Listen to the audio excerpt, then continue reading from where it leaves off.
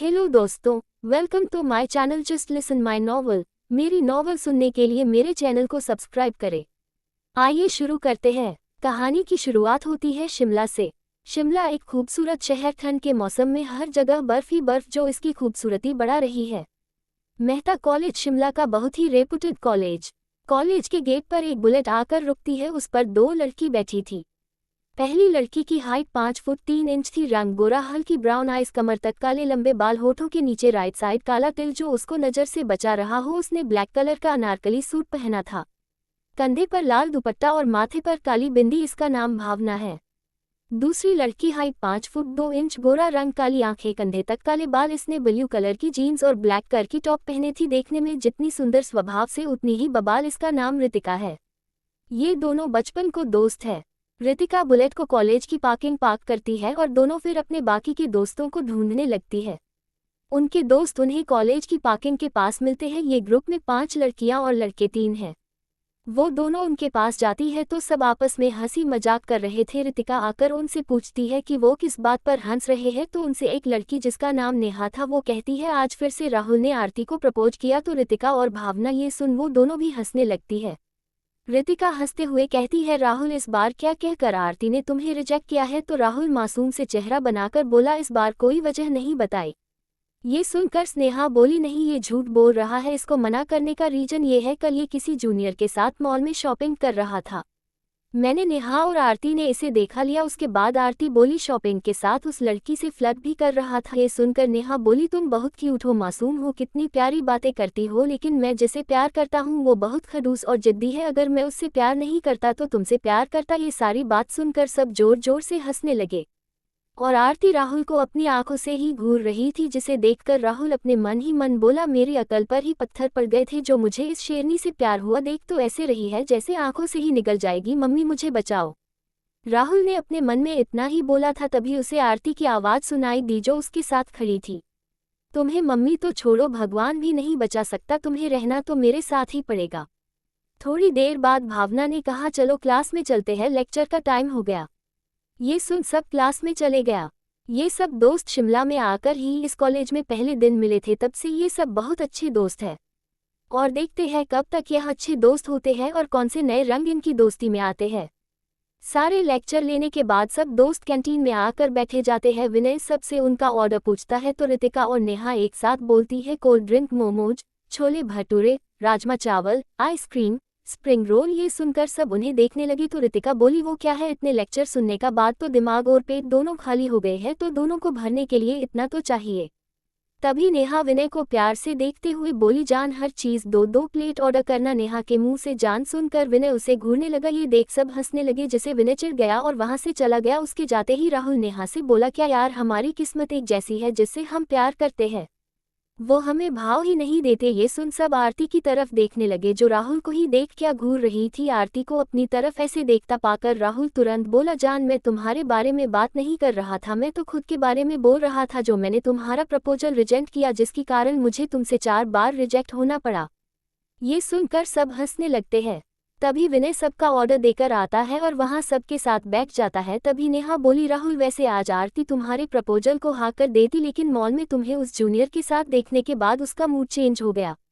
इतना सुनते ही राहुल शॉक हो गया और बाकी सब भी। तभी रितिका बोली लेकिन तूने तो राहुल को सजा दी थी, तुझे कम से कम 10 बार प्रपोज करने की, तभी तू इस गधे को हाँ करने वाली थी अपने लिए। गधा सुन राहुल रितिका को घूरने लगा तो रितिका उसे देखकर बोली ऐसे मत देख, तू गधे से कम नहीं है। तुझ पता था आरती तुझे प्यार करती है और तू भी उससे प्यार करता है, फिर भी तूने उसे प्रपोज नहीं किया। आरती ने तुझे प्रपोज किया तो तूने मन कर दिया। और फिर स्नेहा बोली ये भी बोला कि मैं किसी और से प्यार करता हूँ। भावना बोली तुम्हारी वजह से पता ही आरती कितना हट हुई थी और रोने का पूछो मत, बस शिमला में बाढ़ ही नहीं है। ये कह रितिका और नेहा हंसने लगी। तभी राहुल बोला तुम दोनों हंसना बंद करो। फिर भावना और आरती की तरफ देखते हुए बोला मेरी इसमें कोई गलती नहीं थी, मुझे तो ऐसा करने के लिए इन दोनों ने कहा था। मैं तो तुमको हाँ करने वाला था, लेकिन तुम्हारे प्रपोज करने से पहले ही ये दोनों मुझे ब्लैकमेल करने लगी कि मेरी और उस सीनियर की फोटो माँ के पास भेज देगी, इसलिए मैंने तुम्हें ना बोला। इन सब में मेरी गलती नहीं है जान। ये सुन सब शौक होकर राहुल नेहा और रितिका को देखने लगे तो नेहा और रितिका अपने दांत दिखाने लगी। भावना ने गुस्से से कहा तुम दोनों ने ऐसा क्यों किया? तो नेहा बोली मेरा वाला मेरी तरफ देखता नहीं है। और मैं इस गधे को अपनी दोस्त के साथ लवी डवी होते हुए देखे। फिर रितिका भावना को पीछे से गले लगाकर बोली, गुलाब हमने तो ये सब नेहा के लिए किया। ये सुन भावना बोली, रीति सच बोले, हाँ अपने लिए भी बिना प्रपोज किया तो इन दोनों की नज़र हटती नहीं। प्रपोज करने के बाद तो ये दोनों चिपके रहते और हम सिंगल लोगों के दिल पर छुरियां चलती। ये सब सुनकर भावना रीति को घूरने लगी और स्नेहा, नेहा, आरती, विनय, राहुल, अनय सब हंसने लगे। ऐसे ही हंसी खुशी सब ने लंच किया और बाकी के लेक्चर लेने के बाद सब अपने घर चले गए। ये है सबकी दोस्ती, जिसमें भावना सबके लिए उनकी दोस्त के साथ किसी जान, किसी की बहन और उन सबको साथ रखने वाली कड़ी है। अगले दिन सभी दोस्त साथ में ही लेक्चर ले रहे थे। तभी क्लास में प्रोफेसर राजेश आते हैं, जिसे देख पूरी क्लास उन्हें गुड मॉर्निंग विश करते हैं। जब आप प्रोफेसर हाँ में अपना सर हिला देते हैं। तभी रितिका प्रोफेसर से कहती है, सर अब आप कोई नया असाइनमेंट या टेस्ट देने तो नहीं आए हैं, कुछ दिन में ही हर एग्जाम है। फिर नेहा बोलती है, सर फेयरवेल भी, उसकी भी प्रिपरेशन करनी है। प्रोफेसर राजेश उन दोनों को देखते हुए हंसते हैं और कहते हैं, तुम दोनों चिंता मत करो, मैं ऐसा कुछ नहीं कर रहा। और नेहा, आप सबकी फेयरवेल में अभी 6 महीने बाकी है। ये सुन नेहा अपना मुंह बना लेती है और बाकी सब हंस देते हैं। क्लास को शांत करते हुए प्रोफेसर कहते हैं, मुझे ये इन्फॉर्म करना है आप सबको कि नेक्स्ट 2 वीक्स के बाद आपके एग्जाम स्टार्ट है और ये सारे question paper mister Singhania prepare करेंगे, जो आप सबके लिए बहुत डिफिकल्ट हो सकते हैं। इसलिए अपनी पूरी तैयारी रखिए और बहुत ज़्यादा मेहनत करिए। ये सब सुनकर पूरी क्लास शॉक हो जाती है और सबसे ज्यादा तो आरती, उसकी आंखें तो बस बाहर आने को थी। अनय, विनय और भावना ही बस शांत थी, क्योंकि तीनों ही क्लास के टॉपर है। तभी क्लास से एक लड़की बोलती है, लेकिन सर ऐसा आप नहीं कर सकते, हम सब जानते हैं जो पेपर मिस्टर सिंघानिया बनाते हैं वो बहुत डिफिकल्ट होते हैं, जिसे एवरेज स्टूडेंट क्लियर नहीं कर पाते हैं। सर ये हम सब का फाइनल ईयर है और हम सब ने एग्जाम क्लियर नहीं किया तो हमारा साल खराब हो जाएगा। ये सुन प्रोफेसर कहने लगे, क्लास इसमें मैं या कॉलेज के प्रिंसिपल कोई कुछ नहीं कर सकता। आप सब जानते हैं ये कॉलेज मिस्टर सिंघानिया के अंडर आता है और उन्हें अपनी कंपनी के लिए बेस्ट एम्प्लॉय चाहिए, इसलिए फाइनल ईयर के सभी पेपर मिस्टर सिंघानिया ही रेडी करते हैं और जो एग्जाम क्लियर करते हैं उन्हें अपनी कंपनी, जो एशिया की नंबर 1 कंपनी है, उसमें एज अ एम्प्लॉय, मैनेजर और भी कई पोस्ट पर हायर करते हैं। इसीलिए इसमें हम कुछ नहीं कर सकते, जो कर सकते हैं वो आप सब, इसीलिए अपनी स्टडी पर फोकस रखें। All the best class. इतना कहकर प्रोफेसर राजेश क्लास से चले जाते हैं। उनके जाते ही क्लास में सब आपस में बात करने लगते हैं। वहीं आरती अभी भी शॉक में थी, जिसे देख विनय, जो उसके साथ बैठा है, उसे हिलाते हुए बोलता है, क्या हुआ तुम्हें? तो आरती होश में आती है और उससे पूछती है, जो सर ने कहा वो सब सच है? तो विनय उसके सर पर एक चपत लगाते हुए बोलता है, आज फिर तुम क्लास में आंखें खोलकर सो रही थी, तुम नहीं सुधरोगी। आरती अपना सर सहलाते हुए बोलती है, मैं सो नहीं रही थी, मैं बस पूछ रही ही कि जो मैंने सुना वो सब सच है। ये सब सुन विनय कहता है, ये सब सच है? तो आरती अपना सर डेस्क पर मारते हुए बोलती है, अब तो गई।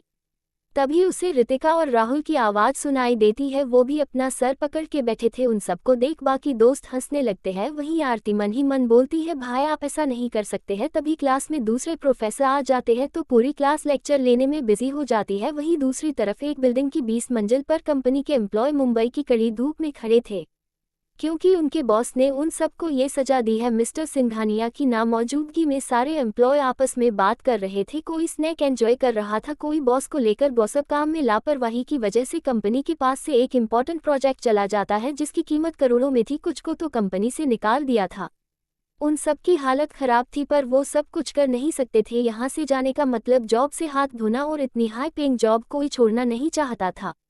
तभी एक एम्प्लॉय कैमरे के पास जाकर बोलती है, बॉस सॉरी, आगे से ऐसा कुछ नहीं होगा, प्लीज सर एक चांस और दे दो। लेकिन किसी को दूसरी तरफ से कोई आवाज नहीं आती है। ये देख सब अपना सर झुका लेते हैं। वो सब जानते हैं उनके बॉस कितना ज्यादा क्रूर और एरोजेंट है, फिर भी उन सब ने अपने बॉस से पंगा लिया। ऐसे ही दोपहर के 3 बज जाते हैं। तभी स्पीकर से आवाज आती है, जिसे सुन सब अटेंशन की पोजीशन में आ जाते हैं। वो इंसान कहता है, first and last chance, all of you listen carefully, go. Last का वर्ड सुनते ही सब ऐसे जाते जैसे गधे के सर से सींग। ये इंसान और कोई नहीं मिस्टर सिंघानिया है, जो कि अपनी कंपनी में अपने केबिन में है। वही उसका सेक्रेटरी उसके पास है, जो ये सब देख अपने मन में कहता है, इन सबको भी यमराज के दर्शन करने होते हैं, इनके साथ मुझे भी करने पड़ते हैं। तभी मिस्टर सिंघानिया अपने सेक्रेटरी, जिसका नाम रजत है, उससे कहता है, उनका कुछ पता चला? तो रजत नाम में सर हिला देता है, जिसे देख मिस्टर सिंघानिया की आंखों में एक उदासी सी छा जाती है, जिसे देख रजत भी उदास हो जाता है और कहता है, सर आप भरोसा रखिए, उन्हें हम जल्दी ढूंढ लेंगे। लेकिन मिस्टर सिंघानिया अपने मन में ही कहते हैं, हम जानते हैं हमने आपका दिल दुखाया है, लेकिन हमारी गलती की इतनी बड़ी सजा ना दे। 2 साल हो गए हैं लेकिन आप अब तक हमें नहीं मिली, प्लीज़ हमारे पास लौट आए। रानी साहिबा, आपकी वजह से हम लोगों को माफ़ करना सीख गए, शायद इस उम्मीद में कि एक दिन आप हमें माफ़ कर दे। तभी उसे रजत की आवाज़ आती है। तो मिस्टर सिंघानिया कहते हैं वो खुद हमसे दूर रहना चाहती है, इसलिए कोई उन्हें ढूंढ नहीं पा रहा है। तभी रजत कहता है तो हम रानी साहिबा को ना ढूंढे। तो मिस्टर सिंघानिया कहते हैं नहीं, तुम अपनी काम जारी रखो। ये कहकर वह अपने केबिन के बड़े से शीशे से बाहर देखने लगता है। कौन है मिस्टर सिंघानिया और किसका इंतजार है उन्हें? अगले दिन सारे दोस्त लाइब्रेरी में बैठकर अपनी पढ़ाई कर रहे थे। आज उनका कोई लेक्चर नहीं था, इसलिए वो सारे लाइब्रेरी में बैठकर पढ़ रहे थे, बस रितिका को छोड़कर, जो न खुद पढ़ रही थी और न ही अपनी क्राइम पार्टनर नेहा को। ये दोनों लाइब्रेरी में बैठे बाकी स्टूडेंट को परेशान कर रही थी। कभी उनकी बुक्स गायब करती तो कभी उनके नोट्स, तो कभी किसी से उनके क्रश के बारे में पूछती। यह सब कुछ बहुत देर से लाइब्रेरी में बैठी एक प्रोफेसर देख रही थी, जिन्हें आज के लिए लाइब्रेरी में अपॉइंट किया गया था। उनका नाम मोनिका शर्मा है। उनकी उम्र लगभग 30 साल है। इस कॉलेज को ज्वाइन किए हुए उन्हें 5 साल हुए हैं और उन्होंने रितिका और नेहा के ग्रुप के बारे में बहुत सुना है, जिसमें सबसे ज़्यादा तो रितिका के बारे में। वो खड़ी होकर रितिका और नेहा के पास जाती है और उन दोनों को घूरने लगती है, जिसे देख उनके साथ बैठे स्टूडेंट चुप हो जाते हैं, लेकिन वो दोनों अभी भी अपनी मस्ती है। तभी रितिका सामने वाली लड़की से पूछती है आगे बताओ किस हुआ या नहीं। ये सुन उस लड़की का चेहरा शर्म से लाल हो जाता है और वो अपना सिर नीचे झुका लेती है, जिसे देख नेहा कहती है रितिका, इसको देखकर तो ऐसा लगता है कि इससे भी बहुत ज्यादा हुआ है। ये सुन रितिका और नेहा एक दूसरे को ताली मारते हुए हंस देते हैं, जिसे देख प्रोफेसर मोनिका को और ज्यादा गुस्सा आ जाता है और वो अपनी तेज आवाज में उन दोनों का नाम पुकारती है।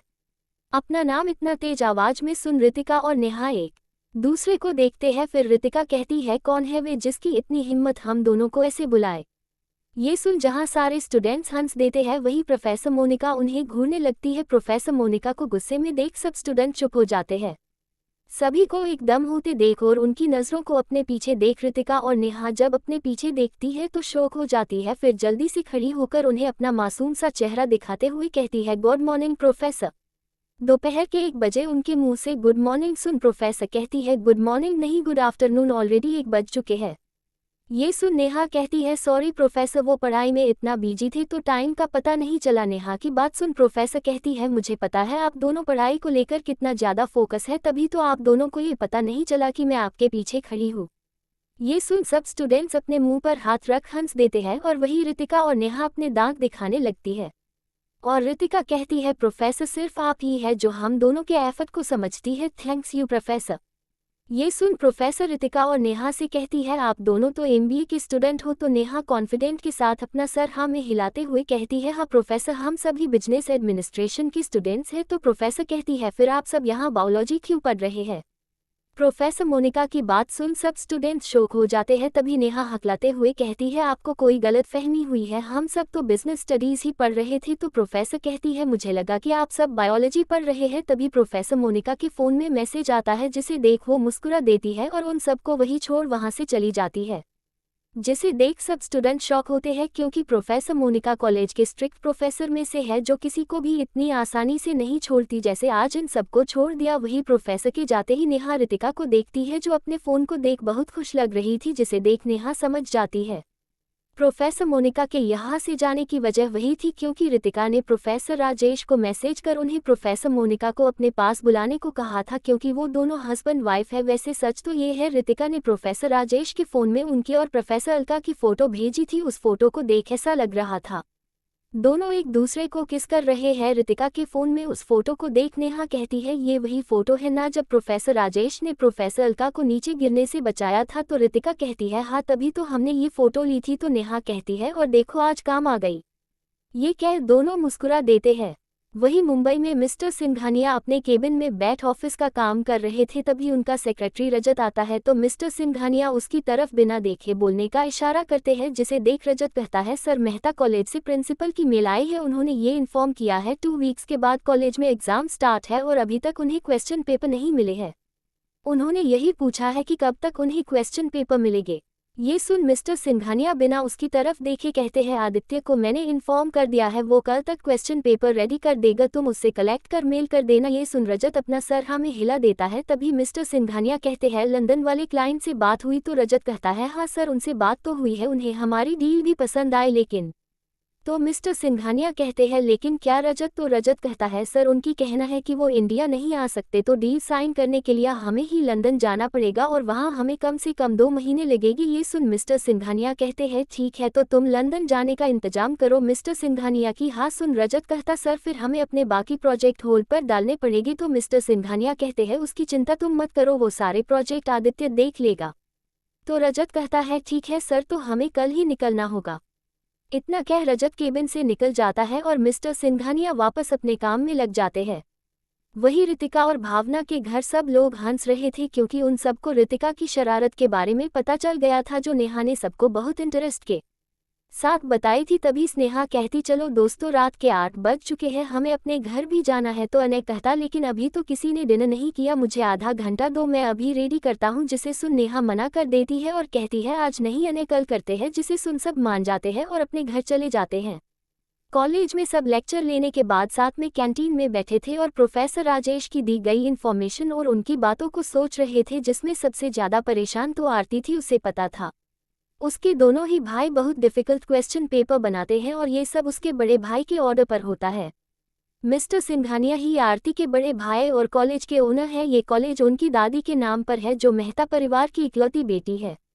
उनके दादा और दादी ने ही मेहता के नाम पर पूरे इंडिया में कॉलेज ओपन करवाए हैं। आरती को सोच में खोया देख स्नेहा सबको आरती की तरफ देखने को कहती है। जिसे सुन सब उसे देखते हैं जो न्यूडल्स में सॉसेज डालने की जगह उसमें पानी डाल देती है। जिसे देख सब हंस पड़ते हैं। सबकी हंसने की आवाज़ सुन आरती होश में आती है और पूछती है क्या हुआ, तो नेहा उसकी प्लेट की तरफ इशारा करती है। जिसे देख आरती बोलती ये किसने मेरे नूडल्स में पानी डाला?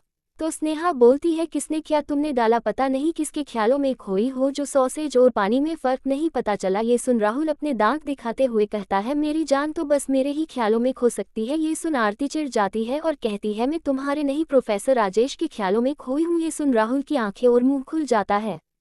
फिर थोड़ी देर में खुद को संभलते हुए कहता है जान तुम ऐसा नहीं कर सकती, मैं तुमसे प्यार करता हूँ और प्रोफेसर राजेश जो तुमसे बहुत बड़े हैं, तुम ऐसा नहीं कर सकती। मेरे साथ मेरा क्या होगा, मैं तो मर जाऊंगा तुम्हारे बिना। राहुल का इतना कहना बस था कि उसके सर पर स्पूना लगती है जो आरती नेहा और रितिका ने मारी थी उसकी बेकार बात सुनकर। जिसे देख अनय और विनय कहते हैं ये बस इस सबसे पिटने के लिए ही बना है।